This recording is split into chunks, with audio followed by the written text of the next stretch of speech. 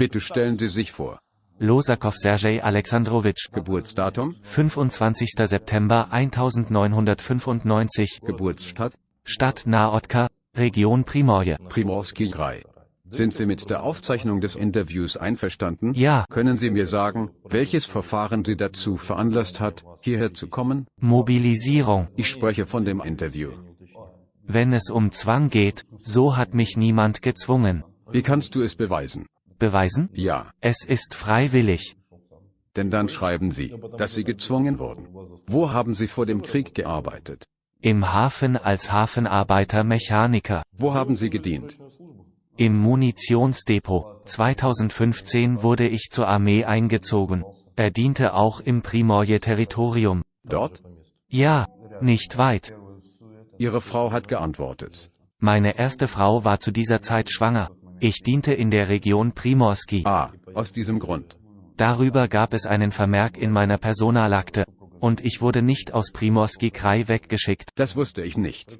Haben Sie einen Vertrag unterschrieben? Nein. Wie wurden Sie mobilisiert? Ich kam am 23. September zur Arbeit. Und am 22. wurde mir eine Vorladung ausgehändigt.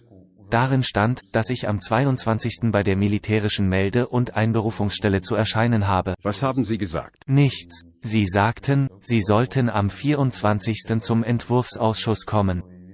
Am 24. kam ich zum Militärregistrierungs- und Einberufungsamt und wurde zu einer Sammelstelle im Haus der Kultur geschickt. Geplant war das Treffen im Haus der Kultur. Waren viele Menschen dort? Ja, eine Menge. Was wurde dir gesagt? Nichts. Ich kam, um zu klären, dass ich am 25. September meinen Geburtstag feiern wollte. Ich fragte mich, warum ich auch eingeladen worden war. Wir mussten packen und hatten nur 2 Stunden Zeit. Wir wurden eilig in einen Bus gesetzt und weggebracht. Geschubst? Sie können es sagen. Erzählen Sie mir mehr. Wir gingen zum Haus der Kultur. Sie rissen mir meinen Militärausweis aus der Hand und begannen sofort mit der Bearbeitung der Dokumente. Und in den benachbarten Häfen wurden die Leute einfach am Hafen abgeholt. Lustig? Nein. Was haben Sie gesagt? Wohin gehst du? Zunächst wurde uns gesagt, dass es eine Umschulung geben würde. Dann bekamen alle, so auch ich, eine neue Vorladung zur Teilmobilisierung. Und zuerst bekamen wir eine Vorladung, dass wir zur Umschulung geschickt werden. Und am selben Tag haben sie uns diese Vorladungen weggenommen und uns neue gegeben. Haben Sie am 23. eine Vorladung zur Umschulung erhalten? Nein, Mobilmachung. Mobilisiert? Ja, diejenigen, die früher benachrichtigt wurden, sind umgeschult worden. Wo bringen Sie euch alle hin? Wir wurden zu einer Einheit in Wladiwostok gebracht. Zuerst wurden wir zur 135. Brigade gebracht. Ein Oberstleutnant kam auf uns zu und fragte, wer will zu den Marines? 5 Personen stiegen aus einem Bus aus, in dem etwa 40 oder 50 Personen saßen. Es waren also nur 5 Freiwillige. Und der Rest wollten nicht sterben? Nein. Und wir? Und Sie? Nein, dann wurden wir in eine andere Einheit geschickt, etwa in eine Kadettenschule. Es waren viele Leute da, wir sind dorthin gegangen. In unserem Bus waren 4 Betrunkene. Sie haben unterwegs zu viel Alkohol getrunken. Was ist mit Ihnen geschehen? Nichts, sie haben zu viel getrunken und sich auf die Straße gepisst. Es war furchtbar. Und wir? Was ist mit denen? Wir wurden ins Büro gebracht und mussten ein Formular mit persönlichen Daten wie Geburtsdatum und Arbeitsort ausfüllen. Wir wurden von einer Frau vom Rekrutierungsbüro des Militärs begleitet. Sie sagte, sie wüsste nicht, was sie mit betrunkenen Leuten machen sollte. Und wir wurden zurück zur 155. Brigade gebracht. Etwa so? Ja, und das war's, wir wurden. Sie wurden Marinesoldaten? Ja. Der ganze Bus? Ja, außer diesen Betrunkenen. Ich habe diese Betrunkenen nicht gesehen. Sind Sie glücklich? Wahrscheinlich. Okay, das ist lustig. Etwas ist nicht lustig für dich, oder? Ja. Wie geht es Ihnen? Die Dinge laufen gut. Bußgeld? Wie oft wurden Sie heute geschlagen? Ich wurde heute nicht geschlagen. Gestern? Und gestern. Sie reden einen ziemlichen Unsinn. Warum? Gibt es einen Fernseher? Wir sehen die Nachrichten. Ja? Worum geht es in den Nachrichten? Sag es mir, denn ich habe keine Zeit, die Nachrichten zu sehen. Wir verfolgen die Nachrichten, dass neue Leopard-2 Panzer an die Ukraine geliefert werden. Dass die Zahl der russischen Todesopfer bereits über 1000 liegt. Ein Tag? Ja, Das ist gut. Nein, Wenn es Ihnen gefällt, klicken Sie bitte auf die Schaltfläche Gefällt mir. Warum ist das eine schlechte Sache? warum Krieg? Warum bist du gekommen? Diese Frage kann ich nicht beantworten. Ist es kompliziert? Frage? Ja. Es ist ganz einfach, nur ein paar Worte. Warum bist du gekommen? Um uns zu töten. Gleichzeitig sagen Sie, dass 1000 Leichen von Eindringlingen schlecht seien. Sind Sie Mieter? Bewohner. Es ist jetzt 7 Uhr abends in Ihrer Heimat, Sie haben die halbe Welt bereist. Denkt darüber nach. So geschah es ist eine typische Phrase. Jeder in Ihrem Land sagt das. Ich glaube, viele mobilisierte Menschen brauchen diesen Krieg überhaupt nicht. Warum hast du nicht abgelehnt? Wir lehnten ab. Sagen Sie es uns. Es gibt Leute, die sich geweigert haben, sie sind in der Einheit und arbeiten dort. Meistens handelt es sich um Personen, die nicht in der Armee gedient haben. Es gibt Leute, die mobilisiert wurden, ohne dass sie Dienst gemacht haben. Und Sie? Ich wollte mich aus gesundheitlichen Gründen abmelden, konnte dies aber nicht. Was ist was? Bei mir wurden Nierenzysten und eine akute Blasenentzündung diagnostiziert. Das bedeutet Probleme beim Wasserlassen. Medizinische Untersuchung? Hatte nicht. Du passt. Ja, das ist sie. Erzählen Sie alles der Reihe nach. Sie wurden Marines und Alkoholiker wurden rausgeschmissen. Ja, ich weiß nicht, wo sie hin sind. Was wurde dir gesagt? Wir füllten den Papierkram aus, bekamen Uniformen und wurden zur Ausbildung auf den Übungsplatz geschickt. Auf dem Schießplatz wurden wir aufgelöst. Einige von uns wurden zu den Schützen geschickt, andere zur Beherrschung des IFV-3. Danach begann die Ausbildung. Uns wurde zugeteilt. Wie viele von uns waren dort? Ungefähr 30 Leute. Zunächst gab es 10 Besatzungen, dann kamen 10 weitere hinzu, insgesamt also 20 Besatzungen. Wir wurden etwa 1,5 Monate lang zum Lernen geschickt. Und du? Uns wurden die Grundlagen des IFV-3 vermittelt. Was war Ihr Spezialgebiet? Bedienerschütze IFV-3. Und während des Militärdienstes? Artillerist, Fahrer, Rigger. Wie oft hast du geschossen? Wie oft? Wahrscheinlich etwa 10-mal. Wie viele Projektile sind das? 25 Projektile. 25 Projektile auf einen Schuss. Wir gehen in Position, sehen das Ziel und feuern 25 Schüsse ab. Wann sind Sie in die Ukraine gekommen? Es stellte sich heraus, dass wir am 11. November in der Ukraine ankamen. Am 10. November verließen wir Wladiwostok. Sie waren also die ganze Zeit über in Russland? Ja, richtig. Am 10. November flogen wir von Wladiwostok nach Rostow und am 10. landeten wir in Rostow. Ausrüstung an Bord? Nein, es war ein Passagierflug. Nämlich? Wahrscheinlich eine Boeing, ein großes Flugzeug. Wie hieß die Fluggesellschaft? Aeroflot, glaube ich. Aeroflot? Und nur das Militär flog mit dem Flugzeug? Ja, Waren alle in Form? ja, wir kamen am 10. Tag an und wurden in einen Ural verladen. Wir wurden in ein Zeltlager gebracht, um uns herum war nur noch zerstörte militärische Ausrüstung. Es gab zerstörte Schützenpanzer und MTLBs, ausgebrannte Ural-LKWs. Und es wurde ein Zeltlager errichtet. Was hast du gefühlt? Ich war sofort schockiert. Warum? Gruselig. Sie sind ein Marine der 155. Brigade. Okay, du bist fertig. Was kommt als nächstes? Wir verbrachten die Nacht und wurden am Morgen wieder in die Ural-LKWs geladen und fuhren in die Ukraine. Viel kaputte Militärausrüstung? Genug. 220 Stück? Ungefähr 20, 30. Sehr viel.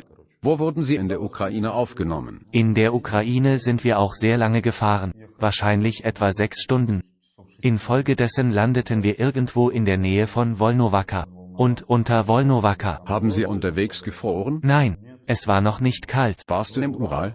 Ja, und wie sich herausstellte, kamen wir in ein Waldgebiet. Man sagte uns, wir seien eine gepanzerte Gruppe, wir bekämen einen Schützenpanzer. Und wir müssten in diesem Waldgürtel auf militärische Ausrüstung warten, die innerhalb von 2 Wochen eintreffen sollte. Und du? Nein, 3 Tage später kamen sie zu uns und sagten, wir seien Infanterie und würden nach Pawlowka gehen. Wozu wurde dir beigebracht? Ich weiß es nicht. Und am 16. fuhren wir nach Pawlowka. Am 16. November. Was geschah in Pawlowka? Schießerei. Für wie lange? Pawlowka gehörte angeblich schon uns. Warum vermutlich? Der Beschuss ging weiter. Uns wurde gesagt, dass dort alles stabil sei. Aber jeden Tag gab es Mörser und Panzerbeschuss. Auf Sie? Ja. Gab es Verletzte oder Tote? Unterwegs. Ja. Ermordet? Ich weiß es nicht, aber es gab Verwundete. Wir sind zu Fuß dorthin gegangen. Wegen Minen?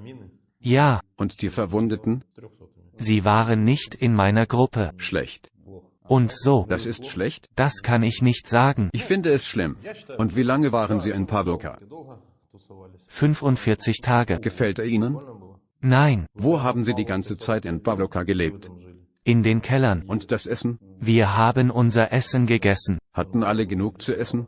Zuerst bekamen wir Trockenrationen, dann wurden sie knapp, und wir begannen, Getreide zu besorgen und selbst zu kochen. Haben Sie Ihr eigenes Essen gekocht? Ja, Und du? wie könnten wir? Nun, der Tatsache nach zu urteilen, dass du noch lebst. Das ist natürlich falsch. Alle 45 Tage blieben wir an der Front. Was ist totale Verteidigung? Ich weiß es einfach nicht. Totale Verteidigung bedeutet, dass keine Kämpfe stattfinden und die Soldaten sich einfach in ihren Kampfpositionen befinden. Jeden Tag gab es Beschuss. Treffer? Ja, sie haben auf uns geschossen. Gab es Verletzte? Nein, Was geschah nach Pawlowka? es war entweder der 26. oder der 28. Dezember. Das waren ungefähr die Daten. Wie viele von Ihren Leuten, das heißt den Besatzern, waren in Pawlowka? Soweit ich weiß, waren etwa 120 Menschen dort. Das war, als ich dort war. Wie haben Sie dich evakuiert? Sie sagten, die Ausrüstung sei angekommen und sie würden uns abholen. Haben Sie sich über diese Nachricht gefreut? Nein, Warum? wir hatten schon vorher alles vergessen. Keiner brauchte diese Ausrüstung. Was sagen die Menschen, die mit Ihnen in Pawlowka waren? Brauchen Sie diesen Krieg oder nicht? Die meisten der Leute, die mit mir mobilisiert wurden, sagen, dass niemand diesen Krieg will. Gab es Erwachsene? Ja, es gibt Leute, die gerade ihren Militärdienst beendet haben. Jungs in ihren 20ern. Sie waren 2 Monate zu Hause und wurden mobilisiert. Es gibt auch Leute, die über 40 Jahre alt sind. Und die Kommandanten? Ich habe die Kommandanten nur 2 oder 3 Mal gesehen. Ich hatte noch eine andere Frage, aber ich dachte, Sie würden die Kommandeure loben. Wo waren die Befehlshaber? In Positionen. War es schwierig für Sie? Nein. Wurden Sie auch beschossen? Ja. Die Nachrichten berichteten, dass Sie viele Verluste hatten. In Pawlowka und während des Angriffs gab es viele Tote. Erzähl mir von dem Angriff. Ich weiß, dass Pawlowka 3-mal eingenommen wurde. Ich weiß nicht, wann sie es das erste Mal eingenommen haben, aber das zweite Mal war ich dort, und dann haben ihre Truppen es wieder eingenommen. Und das dritte Mal, als wir Pawlowka einnahmen, war am 16. November. Wie viele Verluste hatten Sie? Etwa 500. Ja, es gab viele Tote. Sie hatten dort neu gepanzerte Fahrzeuge, richtig? Vor dem Jahreswechsel wurden wir aus Pawlowka abgeholt. Als wir in Kirillovka ankamen, gab man uns diese Ausrüstung und sagte uns, wir sollten sie für den Kampf vorbereiten. Die Ausrüstung war in Solidol. Neu? Nein, Ist das Gerät alt oder neu? alte Produktion. Vielleicht haben Sie eine neue Produktion begonnen. Aus welchem Baujahr war die Maschine? Wir hatten einen aufgerüsteten IFV-3, aber die einzigen Verbesserungen waren Löcher in den Seiten und Rauchgranatenwerfer. Tuka. Tuka, wenn der Kommandant den Schalter betätigt, öffnen sich die Klappen und Rauch tritt aus. Diese Vorrichtungen befanden sich früher an der Vorderseite, aber in den neuen Versionen sind sie an der Rückseite. Okay. Das war's. Ein neuer Schützenpanzer? Ich weiß es nicht. Gab es eine Markierung? Ich weiß, dass die IFV-3 in den 90er Jahren oder später produziert wurden. Sie gaben ihnen die Ausrüstung und was passierte dann? Wir haben ihn gereinigt und sollten ihn voll laden, damit wir volle Munition haben und uns auf einen Angriff auf Ugleda vorbereiten können. Dann gab es die Offensive. Wann?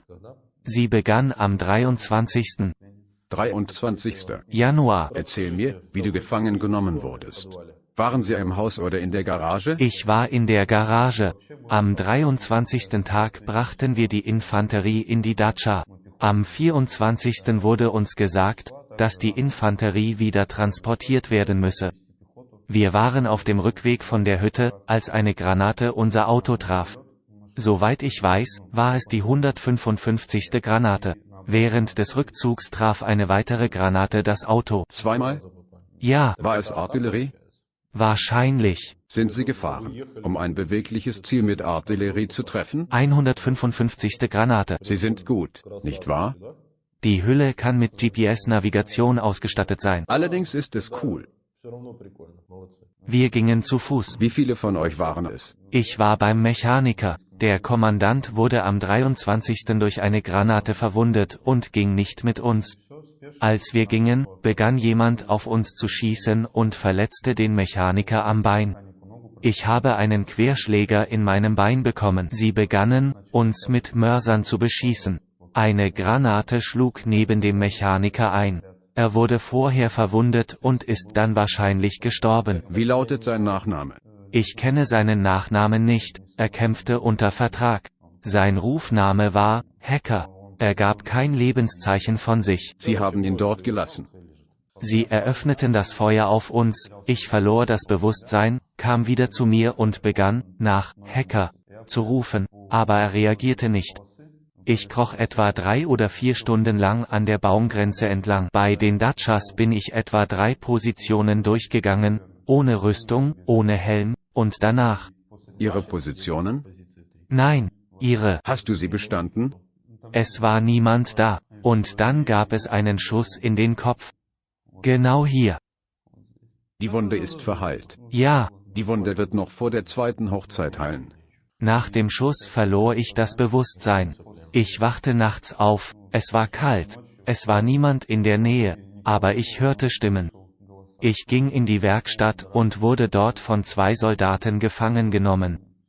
NATO? Nein. Nein? Welche Sprache sprachen Sie? Ukrainisch. Weiter?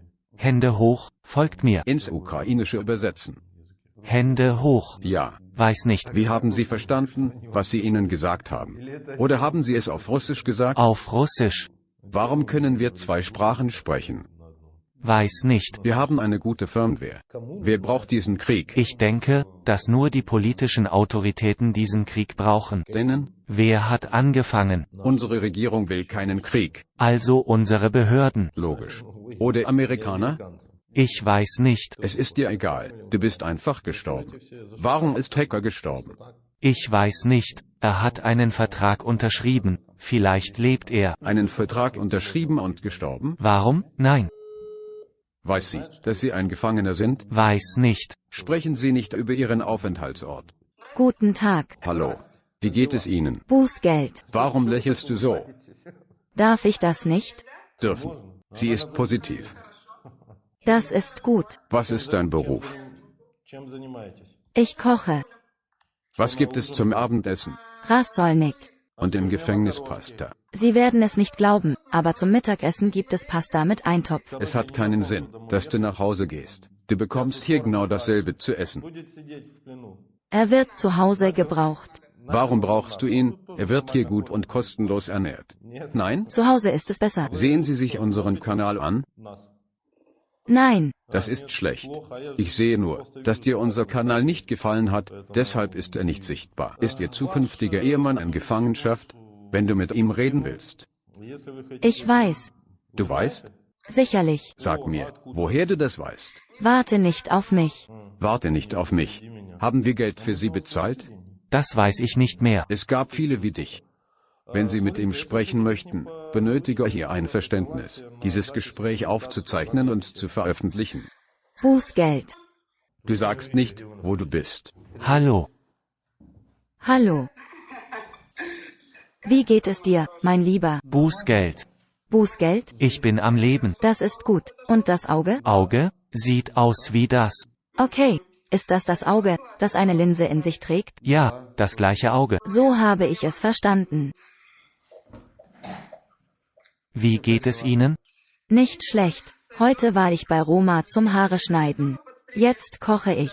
Wir halten durch. Sergej? Er entspannt sich. Ja. Es ist okay.